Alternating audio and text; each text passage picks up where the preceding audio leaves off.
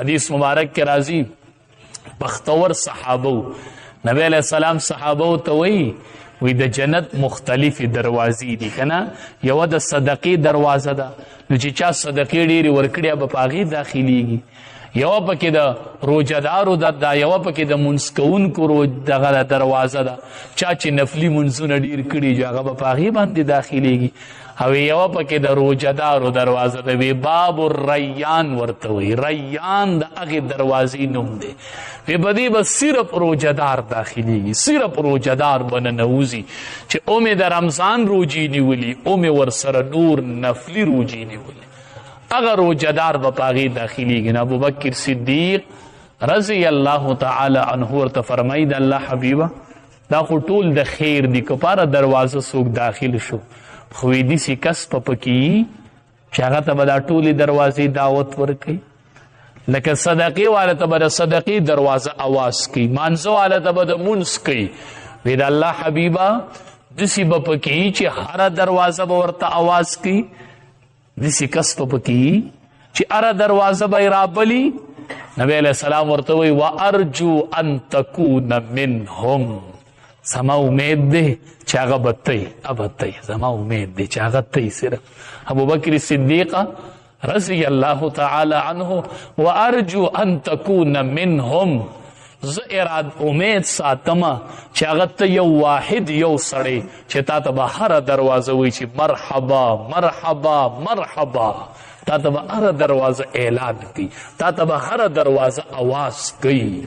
ډیره مبارک میاشت را باندې راغله. حدیث مبارک کې راځي اذا جاء رمضان، چې کله رمضان راشي لکه اوس راغی نو فتحت ابواب الجنه، د جنت دروازې الله کولاو کړلې. راځئ وی د جنت دروازې کولاو دي، راځئ ځوانانو، هی ګناهګارانو ټول راځئ ټول. فتحت ابواب الجنه، د جنت دروازې کولو دي، راځئ راځئ مافیانې غواړئ، راځئ منځونه کوئ. وغلقت ابواب النار، او د جهنم دروازې بندې دي، بس هغه بندې شولې.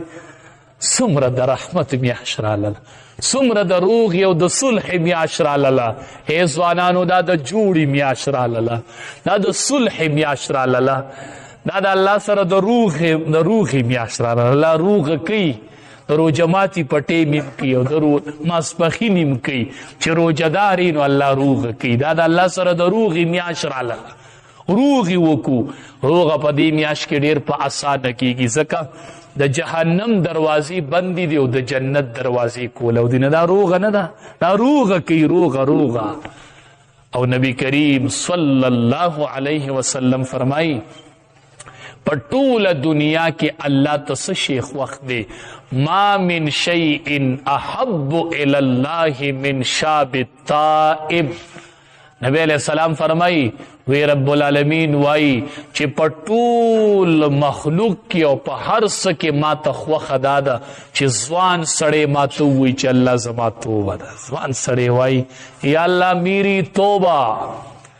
د الله رحمت په انتظار دی چې دا ځوانان به کله توبه وباسي، ځوانان به کله توبه وباسي.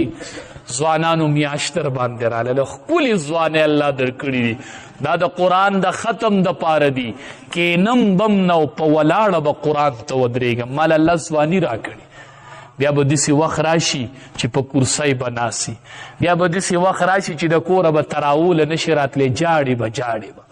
نو په ځوانۍ کې نن وکړه چې بیا ارمان نه کوي و الله چې روغ ومه نو ولاړ به وم، خو اوس بیمار یم نو الله به درله بیا هم هغه اجر درکوي. نو الله د ځوان توبې ته په تمه دی، بس توبه وباس.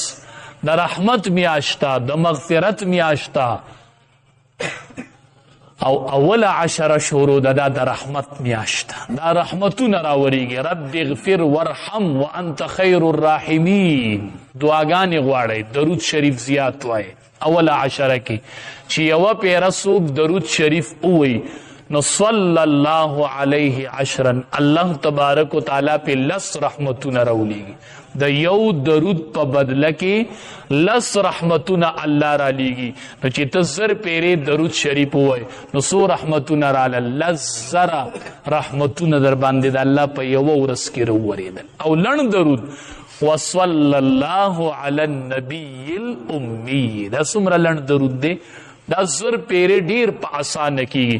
نو چې دا زر پیری وای نو لزر رحمتونه باندې د الله د طرف نه راوریدل. دا د رحمت میاشت، رحمتونه راوریږي، د جهنم دروازې بندې دي او د جنت دروازې کولو دي. ډیره د برکت میاشت رالاله، ډیره د رحمت میاشت رالاله چې ضایع رانه نشي. عبادات پکې وکړو چې ضایع رانه نشي. بل